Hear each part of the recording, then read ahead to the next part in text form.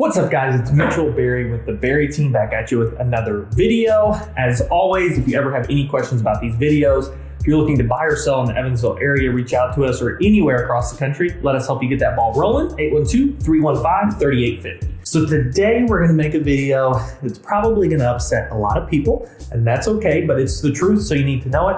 And that's 3 reasons why you should not buy a home. So everyone says buying a home, all that's the American dream, blah, blah, blah. You get equity, it's an investment. And today I'm going to tell you why you should not buy a home.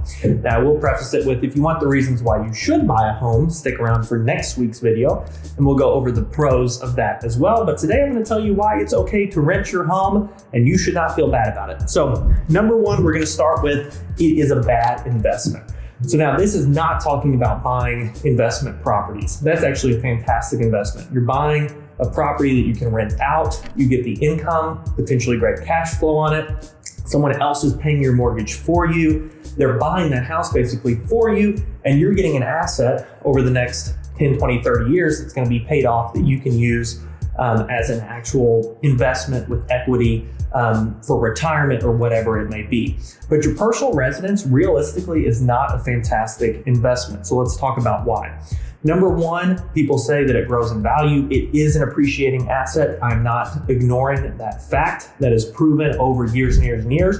But if you look at the statistics, your house will appreciate on average 3% every year. You'll have some years it'll be less than that, or down years. You'll have some years like during our COVID years where house values skyrocketed. But overall, if you look at the past many, many years, you're gonna average 3% appreciation.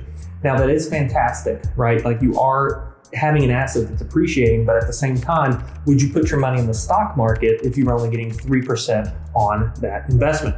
Most people are shooting in the stock market for 10%, unless they're being very, very conservative. So that's something to think about, is you're not growing in value that much over time. Number 2, we're going to talk about actually goes hand in hand with that, and that's the expenses associated with it. So even though you're getting 3% every year, realistically could be less than that because you have other costs associated with owning a home. Mainly being taxes, maintenance, and your insurance. So every year you're getting taxed on that property. Some states are better than others. Indiana's not that bad, but if you go to states like Illinois and California, you're probably paying quite a bit in taxes to own that property, which is reducing the amount that you're making on it over time.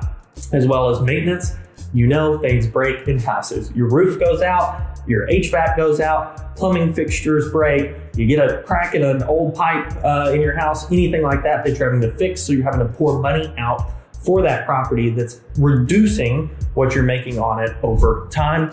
And then finally, insurance. You do have to insure the property. Obviously, there are times if you own the house outright and you don't want to and you're fine with taking that risk, whatever. But if you've got a mortgage on it, it is most likely required. Plus, it's probably just a smart thing to do, but that is another cost associated with the house that's reducing the appreciation that you're getting on the property. So that 3% realistically could be less, especially if you're updating the house.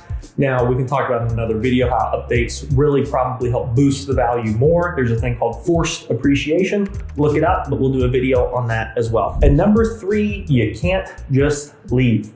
With a rental, you can break that lease. There's costs associated with that, sure. But at the end of that year, usually it's a 12-month lease, you can be out of there. If you want to move across the country, you are not tied to that house whatsoever. You can just go. If you own your own house, you're stuck there for a little bit. Obviously, you can sell that property. Properties move pretty quickly around here, especially right now. But if you're in one of those cases, especially if you've only owned the home for a year, it may be tough to sell that property and get your money back. And especially if it takes a long time to sell that property, you are stuck there for a longer and longer period of time. And it makes it even more complicated if you're moving for a job and you have to be there at a certain time.